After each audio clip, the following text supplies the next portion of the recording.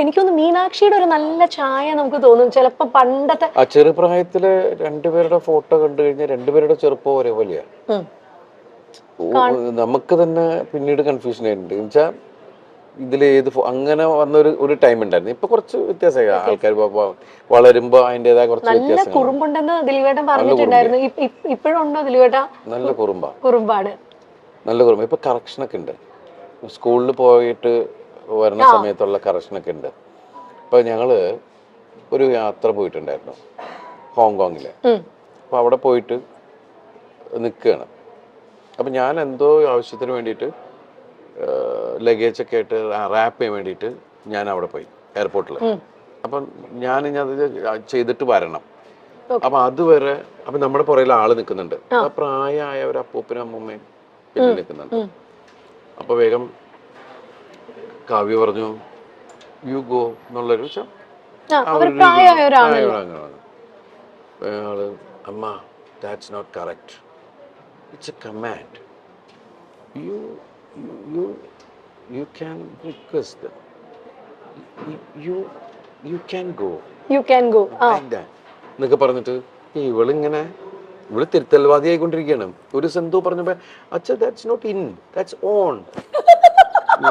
ഇപ്പോഴത്തെ പിള്ളേര് ഇത് പഠിച്ചോട്ടോ. അവര് IB സിലബസിലാണ് പഠിക്കുന്നത്. അപ്പൊ ഇടയ്ക്ക് ഞാൻ പറഞ്ഞു ഇങ്ങനെ മോളിപ്പോ MBBS പരീക്ഷ കഴിഞ്ഞു, അവള് പാസ്സായി, അവൾ ഔസർജൻസി ചെയ്യാണ് എന്ന് ഞാൻ വേറെ ആരോട് എന്തോ സംസാരിച്ചപ്പോൾ അവര് വിശേഷം ചോദിച്ചപ്പോൾ ഞാനാ പറഞ്ഞു. ഇവളിങ്ങനെ നിന്നിട്ട് തട്ടണു. ഞാൻ UKG പാസ്സായി എന്ന് പറ. UKG പാസ്സായി എന്ന് പറയാൻ പഠിക്കുവേട്ടാ. ഇരുന്ന് കുത്തിയിരുന്ന് പഠിക്കുന്ന ഒരു പ്രകൃതമാണോ അതോ ഇങ്ങനെ? ആ സ്കൂളിലെ ആൾക്കാർ പറയുന്നത് നിങ്ങള് ഒന്നും പഠിപ്പിക്കരുത്. മാതാപിതാക്കളോട് പറഞ്ഞ ആദ്യത്തെ മീറ്റിംഗ് അതായിരുന്നു. നിങ്ങളുടെ കുട്ടികൾ ഇവിടെ വരട്ടെ, അവര് എന്താ പഠിച്ചെന്ന് ഒരു സമയം കഴിയുമ്പോൾ നിങ്ങൾക്ക് മനസ്സിലാവും എന്ന് പറയുന്നുള്ള. പക്ഷെ അവിടുത്തെ കുട്ടികളൊക്കെ നമ്മൾ ഇവരൊന്നും പഠിക്കണമെന്ന് കാണില്ല. പക്ഷെ അത് കഴിഞ്ഞ് പിന്നെ ഇടയ്ക്കിടയ്ക്കാണ് ഈ ഹോംവർക്ക്. പക്ഷെ ഹോംവർക്ക് എന്ന് പറഞ്ഞാൽ ഇവക്കുള്ള പണിയാണ്. അത് എല്ലാ മാതാപിതാക്കൾക്കും അത് കൂടുതൽ അമ്മമാരാണ്. ഇപ്പൊ കണ്ടില്ല, അത് വരച്ച് അതൊട്ടിച്ച് ഇത് വെച്ച്. ചേച്ചി ആയിരിക്കും അല്ലേ ഇരുന്ന് ചെയ്യുന്ന? കാരണം ഇല്ല, കാവ്യാണ് ഇവളുടെ ചേച്ചിയാന്ന്. എന്നാലും ഞാൻ ഒരു കാര്യം ചോദിക്കട്ടെ ദിലീപേണ്ണ, കാരണം കാവ്യ ചേച്ചീനെ അത്രയും സ്കൂൾ കാലം തൊട്ട് കണ്ട ഒരാളാണ് ദിലീപ്. പിന്നെ ഇതാ ഭാര്യയായി, ഇപ്പൊ അമ്മയായി ചേച്ചി, ഇപ്പൊ കാവ്യ ചേച്ചി. അപ്പൊ ഈ ഒരു ട്രാൻസിഷൻ എങ്ങനെ നോക്കി കാണുന്നു ദിലീപ്? വളർന്നോണ്ടിരിക്കൂല, അപ്പൊ നമുക്കൊന്നും ചെയ്യാൻ പറ്റില്ല. എന്നാൽ ഈ അമ്മയായപ്പോ ഭയങ്കര റെസ്പോൺസിബിൾ, ഒരല്പം വഴക്കൊക്കെ പറയുന്ന ഒരു അമ്മയായോ ചേച്ചി, അതോ സോഫ്റ്റ് ആയിട്ടുള്ള അമ്മയാണോ? സോഫ്റ്റ് ഒന്നുമല്ല, പെട്ടെന്ന് അത് പണ്ട് തുടങ്ങി നമുക്ക് പെട്ടെന്ന് ദേഷ്യം വരുന്ന ഒരാളാണ്, ഷോർട്ട് ടെമ്പേർഡാണ്. അപ്പം അത് ഞാൻ പറയാം, കൊച്ചുങ്ങളെ അങ്ങനെ വഴക്ക് പറ അങ്ങനെയും ചെയ്യരുത്, അങ്ങനെ പറഞ്ഞ് മനസ്സിലാക്കിയാൽ മതി. പിള്ളേർക്കൊക്കെ നമ്മൾ ഏത് കുട്ടികളാണെങ്കിലും പറഞ്ഞ് മനസ്സിലാക്കി കഴിഞ്ഞാൽ അതിൻ്റെ ഒരു രീതിയിൽ അവർക്ക് മനസ്സിലാവും. അല്ല തല്ലപ്പെടുത്ത അങ്ങനത്തെ പരിപാടി മീനുട്ടിനെ ഇന്നവരെ തല്ലിയിട്ടില്ല. ഇപ്പം മീനുട്ടി പഠിച്ച് ഡോക്ടർ എന്ന് പറയുന്ന സ്ഥലത്ത് വരെ എത്തി. പക്ഷെ നമുക്ക് ദൈവം അനുഗ്രഹിച്ച് ഇന്നവരെ തല്ലിട്ട് തന്നിട്ടില്ല. അവളെ വളരെ ഇതായിട്ട് വിളിച്ചു കഴിഞ്ഞാൽ അപ്പം തന്നെ അവൾക്ക് മനസ്സിലാവും, ടോൺ മാറിയാൽ മനസ്സിലാവും. അപ്പം അതുമല്ല, നമ്മൾ പല കുട്ടികൾ കുസൃതികൾ തന്നെയാണ്. ഇവക്കൊരടി കൊടുത്തിട്ടുണ്ട് ഞാൻ. കാരണം വെച്ചിട്ടുണ്ടെങ്കിൽ എന്തോ എടുത്തു വാരും, പക്ഷെ പിന്നീട് എടുത്തിട്ടില്ല. ആരെ പോയിട്ട് പുറകെ പോയിട്ട് പിടിക്കുക. അപ്പൊ ആദ്യം തുടരുന്ന് പറഞ്ഞു, പക്ഷെ നോക്കിയിട്ട് പിന്നെയും പോവുക. അപ്പോ അതോടെ അപ്പം പക്ഷെ എനിക്ക് തോന്നുന്നു ദിലീപേട്ടൻ ഭയങ്കര നേരം പോക്കായിരിക്കും ആളും കൂടെ ഉള്ള സമയത്തൊക്കെ. ഞാന് ശരിക്കും മീനാക്ഷി ഉള്ള സമയത്ത് ശരിക്കും പറഞ്ഞാല് എനിക്കത് മിസ് ചെയ്തിരുന്നു. ഞാൻ ആ സമയത്ത് എൻ്റെ സിനിമകൾക്ക് ഭയങ്കര ഹിറ്റുകളും ഞാൻ ഓരോ സിനിമയുടെ പുറകെ ഇങ്ങനെ കണ്ടിന്യൂസ് സിനിമയുടെ പുറകെ പോകല. അപ്പം ആ സമയത്ത് ശരിക്കും പറഞ്ഞാൽ ആ പ്രായം എനിക്ക് ആസ്വദിക്കാൻ പറ്റിയിട്ടില്ല. ആ 2-3 വയസ്സ് എന്ന് പറയുന്നത് ശരിക്കും മിസ്സിങ് തന്നെയാണ്. അതെനിക്ക് ഇവിടെ കിട്ടി. കാരണം ആ സമയത്ത് ശരിക്കും കോവിഡ് എല്ലാം ആയിരുന്നപ്പോൾ എനിക്ക് അതിൽ വേറൊരു സങ്കടം എന്ന് വെച്ചിട്ടുണ്ടെങ്കിൽ ഞാൻ 1.5 വർഷം പുറത്തേക്ക് പോകുന്നില്ല നമ്മളാരും. പിന്നെ ഞാൻ പോയത് നാദൃശ്വരം മോളുടെ ഐഷുവിൻ്റെ കല്യാണത്തിനാണ് പോയത്. പക്ഷെ ദൈവം അനുകരിച്ച് അപ്പൊന്നും എനിക്ക് വീട്ടിൽ ആർക്കും കോവിഡ് കിട്ടിയില്ല. അത്രയും ക്രൗഡിന്റെ ഇടയിലാണ് നമ്മൾ പോയിരുന്നത്. എത്ര ദിവസം ഉണ്ടായിരുന്നു ആ കല്യാണം. അപ്പൊ എല്ലാവരും ഭയങ്കര ആവേശത്തിൽ അതിന്റെ ഇതിൽ നിൽക്കണം. നമ്മുടെ വീട്ടിലൊരു കല്യാണം നടക്കുന്ന പോലെയാണല്ല. അത് കഴിഞ്ഞ് പിന്നെ വേറൊരു സ്ഥലത്ത് പോയപ്പോ എവിടെയോ ഒരു എന്തിനോ ഫംഗ്ഷന് പോയപ്പോഴാണ് എനിക്ക് കിട്ടിയോ എന്നൊരു സംശയം. ഞാനാണെങ്കിൽ അങ്ങനെ നോക്കി എല്ലാവരെ കുറിച്ച്, കാരണം ഞങ്ങൾ 10-13 പേര് ഒരു വീട്ടിലാണ്. അപ്പോൾ ഒരു സാധനം വന്നു കഴിഞ്ഞാൽ അതിനെ പിടിച്ച് മഞ്ഞളൊക്കെ മുക്കി മറ്റു എന്നൊക്കെ പറഞ്ഞ് ഒരുപാട് കാര്യങ്ങളൊക്കെ ചെയ്തിട്ടാണ് അടുക്കളയിലേക്കൊക്കെ പോണത്. അത് അങ്ങനെയൊക്കെ ഒരാളെ തൊട്ടപ്പം തന്നെ ഇത് അടിക്കുക. കൊച്ചൊക്കെ ശീലമായി ജനിച്ചപ്പം തുടങ്ങി ഈ സാധനമൊക്കെ കിട്ടിയിട്ട് അതൊക്കെ ഇങ്ങനെയൊക്കെ ഇത് കാണിക്കുന്നതാണ്. ഇങ്ങനെയായി. അതിനിടയ്ക്ക് ഞാൻ കൊണ്ടുവന്നു ഇത് വീട്ടിൽ കോവിഡ് ഞാൻ കൊണ്ടുവന്നു. അത് ഞാനാണ്. എന്നിട്ട് എല്ലാവരും ചിരി തുടങ്ങി.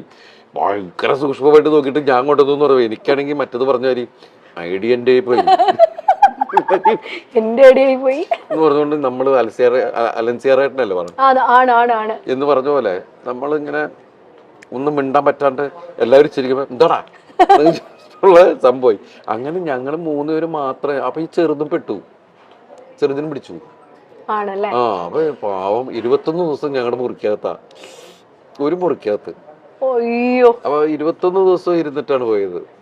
അന്നൊക്കെ 21 ദിവസം ക്വാറന്റൈൻ ആയിരുന്നു അല്ലേ ഏട്ടാ? ശരിക്കും നമ്മളെന്താ വെച്ചാൽ അമ്മയുണ്ട്, താഴെ അമ്മയുണ്ട്. അപ്പൊ അതുകൊണ്ട് അമ്മയ്ക്കൊരു കുഴപ്പം. അമ്മയ്ക്ക് പ്രായമുള്ളതല്ലേ, എന്തെങ്കിലും പറ്റിക്കഴിഞ്ഞാലൊന്നും ഇയാളുടെ ഇതിനകത്ത് നമ്മൾ അവിടെ തന്നെ ഇങ്ങനെ ഇരുന്ന് ഇതാക്കിയിരുന്നു. അപ്പൊ ആ സമയത്തൊക്കെ നമ്മൾ ഇവരിങ്ങനെ വാച്ച് ചെയ്തോണ്ടിരിക്കലും ഒക്കെ ഉണ്ടല്ലോ. അപ്പൊ ഏതാണ്ട് രണ്ട് ആ സമയത്താണ്. അതുകൊണ്ട് വെച്ചാൽ എല്ലാവരും വീട്ടിലുള്ളതുകൊണ്ട് പെട്ടെന്ന് മലയാളം സംസാരിക്കാൻ. തങ്കമണിയുടെ റിലീസിനെ പറ്റിയൊക്കെ മഹാലക്ഷ്മി മീനാക്ഷി ഒക്കെ എന്നാ പറയുന്നു കേട്ടോ അവര്? അല്ല, എല്ലാവരും ഇപ്പൊ സോഷ്യൽ മീഡിയയിൽ ഇത് വരുന്ന മീനാക്ഷി ശരിക്കും നല്ല ആസ്വാദകയാണ്. ഇപ്പൊ എല്ലാ സിനിമകളും കാണും. ലിമിറ്റഡ് ആയിട്ട് മീനാക്ഷി സംസാരിക്കാറുള്ളൂ. അധികം സോഷ്യൽ മീഡിയയിൽ അങ്ങനെ വളരെ സൈലന്റ് ആണ്. എല്ലാ സ്ഥലത്തും കൂടുതൽ ലിസണറാണ്. എന്റെ പോലെയുള്ള ആള് തന്നെയാണ്. അങ്ങനെ എനിക്ക് തോന്നുന്നത് സ്വഭാവം കാവ്യയുടെ ഇവക്കുള്ളത്. അവള് ചെന്ന എവിടെയും ഭയങ്കര വർത്താനവും ആ ഏരിയ മൊത്തം അവളുടെ ഏരിയയിലാക്കി കളയും. എല്ലാ തമാശയൊക്കെ പറഞ്ഞ എല്ലാവരും അവളായിട്ട് ഒരു കംഫർട്ട് സോൺ ഉണ്ടാക്കി കളയും. അത് തന്നെയാണ് ഇവളുടെ സംഭവം. നമ്മൾ രണ്ടുപേരും വളരെ സൈലന്റ് ആൾക്കാരാ ശരിക്കും പറഞ്ഞു. അല്ല, എന്തായാലും അതുകൊണ്ട് ഭയങ്കരമായിട്ട് ബാലൻസ് ആയി. ഇപ്പൊ ദിലീപേട്ടന് വേണ്ടി ഇതേ വെജ് ആണ് കേട്ടോ കൊണ്ടുവന്നേക്കുന്നേ. കഴിക്കട്ടെ. അതിന്റെ ഇടയിൽ ഞാൻ ആണ്.